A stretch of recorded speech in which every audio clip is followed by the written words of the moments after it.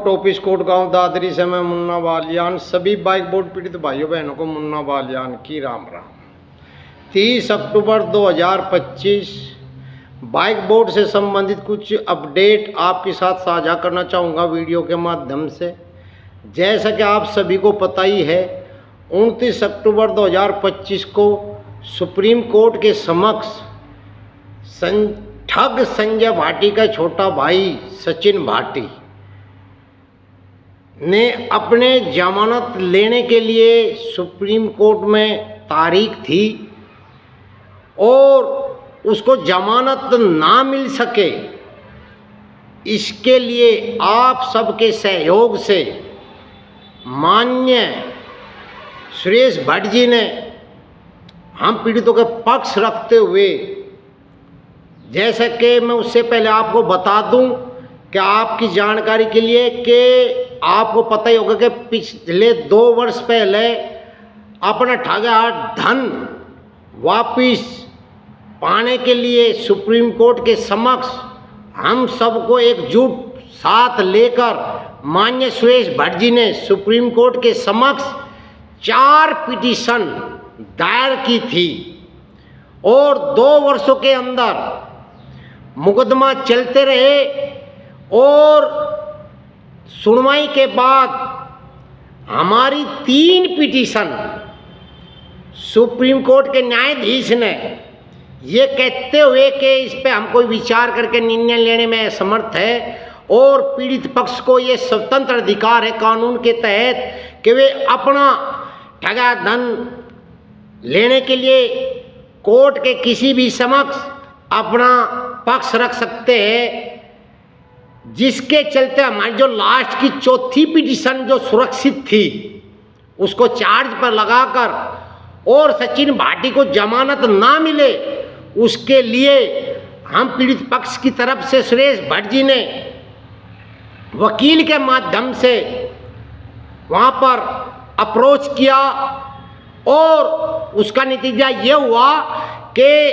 दोनों पक्ष को सुनने के बाद न्यायाधीश ने सुप्रीम कोर्ट के ये कहते हुए कि जो अपराधी सचिन भाटी है, जो पिछले 5 वर्षों से सलाखों के पीछे है, जिन मुकदमों में उसको गिरफ्तार किया गया, मगर दुर्भाग्य की बात है कि जो मुकदमे उसके खिलाफ किए गए थे वे निचली अदालत में ट्रायल पे ना लगने के कारण उसका फायदा सचिन भाटी को मिला और कानून के तहत नियमों के अनुसार उसे जमानत मिल गई है। जमानत के तौर पर सुप्रीम कोर्ट के न्यायाधीश ने सचिन भाटी को 1.5 करोड़ रुपए की धनराशि कोर्ट के समक्ष बैंक में जमा करने के आदेश दिए हैं और समय अवधि 8 हफ्ते की दी। दोस्तों, इतना कुछ होने के बाद आप सबके पक्ष से जो भट्ट साहब के वकील जी ने जो हम पीड़ितों का पक्ष रखा पैसे का, तो उसको सुनने के बाद सुप्रीम कोर्ट के न्यायाधीश ने ये दिशा निर्देश दिया है। और मैं आपकी जानकारी के लिए बता दूं, मतलब बात ऐसी है कि जो मैंने ऑर्डर जो कल डाला था उसमें ये लिखा हुआ भी है साफ साफ लफ्जों में कि जो सुप्रीम कोर्ट के जो न्यायाधीश है उन्होंने दिशा निर्देश देते ही ये बोला है कि जो निचली अदालत में यानी कि जो हाई कोर्ट के समक्ष जो पिछले 2 वर्षों से NCLT के अंदर कोर्ट में जो नोबल कोऑपरेटिव बैंक ने अपने जो 5 करोड़ की देनदारी बाइक बोर्ड कंपनी पर बताई है, उसके पैसे की रिकवरी के लिए जो उसने केस दायर किया है और जिसके चलते वहाँ पर एक आईओ का गठन भी ऑलरेडी पहले ही हो चुका है, उसको देखते हुए पीड़ित पक्ष को अपना ठगा धन वापस लेने के लिए दिशा निर्देश देते हुए सुप्रीम कोर्ट के न्यायाधीश ने यह बोला है कि आप निचली अदालत में अपना केस दायर कर अपने पैसे की रिकवरी के लिए मांग अपना पक्ष रख सकते हो और वहीं से ही आपके पैसे की रिकवरी होगी। दोस्तों, सर्वोच्च न्यायालय के न्यायाधीश का दिशा निर्देश सर्वोपरि, ये लास्ट है। भाई मतलब बात ऐसी है, मैं क्यों बता रहा ये बातें, क्योंकि जब मैंने कल ये ऑर्डर डाला उसके बाद पूरा दिन रात्रि के, ये मान लो कि मैं कुछ चंद घंटे ही सो पाया। इतने फोन कॉल मेरे पास आए कि भाई अब क्या होगा, इसमें क्या लिखा है, हमारी समझ में नहीं आ रहा, अंग्रेजी में है। क्योंकि मैं इतना परेशान कर दिया हम पीड़ित पक्ष के भाइयों बहनों ने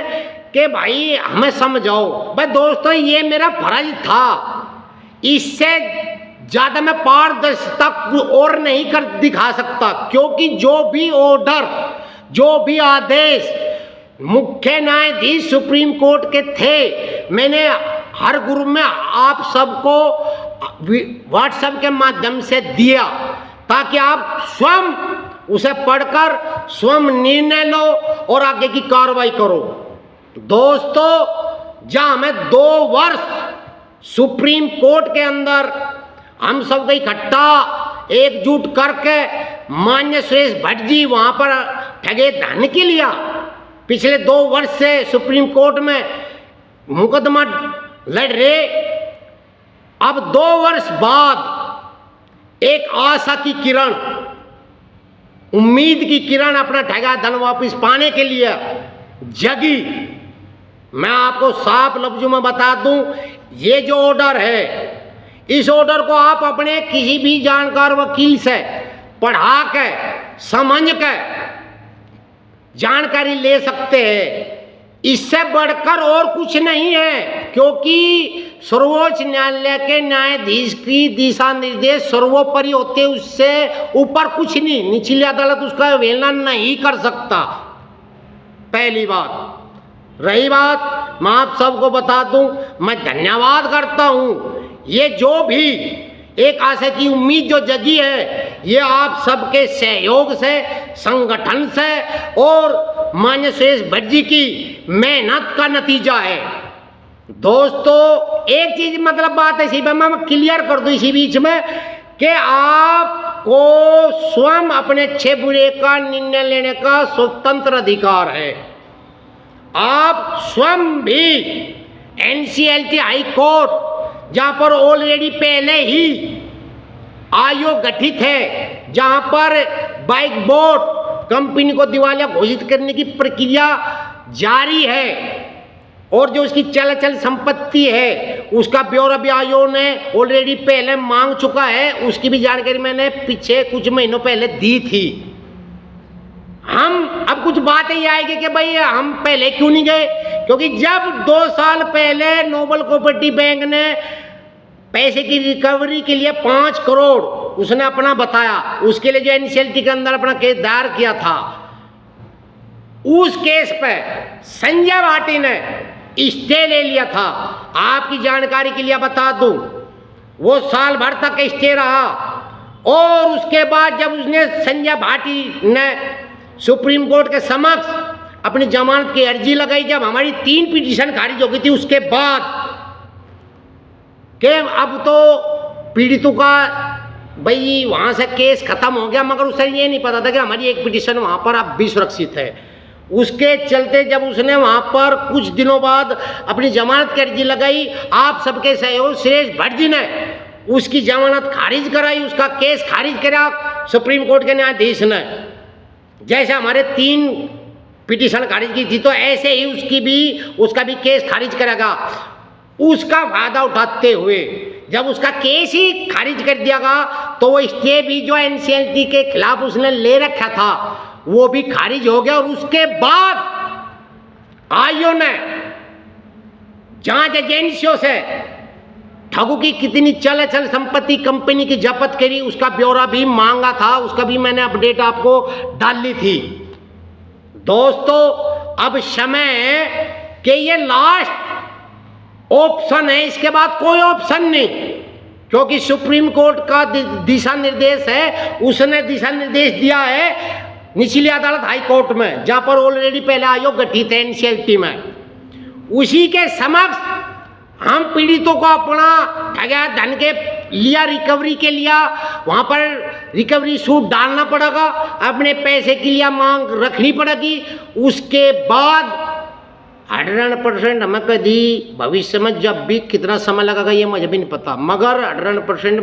पैसा अगर मिलेगा तब एनसीएलटी के द्वारा ही मिला, क्योंकि सुप्रीम कोर्ट के न्यायाधीश का जो दिशा निर्देश है वो सर्वोपरि होता है। इसके लिए आप किसी भी वकील से सलाह मशवरा ले सको, आप स्वतंत्र हो, आप अकेला भी अपना स्वेच्छा से आप वहाँ पर अपनी पिटीशन डालकर अपना पक्ष रख सकते हो। और रही बात हमारी रात भी बात हुई, दिल में भी बात हुई भट्ट साहब से, हम जल्द ही वहाँ पर अपना ठगा धन के लिया एनसीएलटी में अपना पिटीशन दायर करेंगे, अपना पक्ष रखेंगे और पैसे की रिकवरी के लिए पिटीशन डाल लेंगे।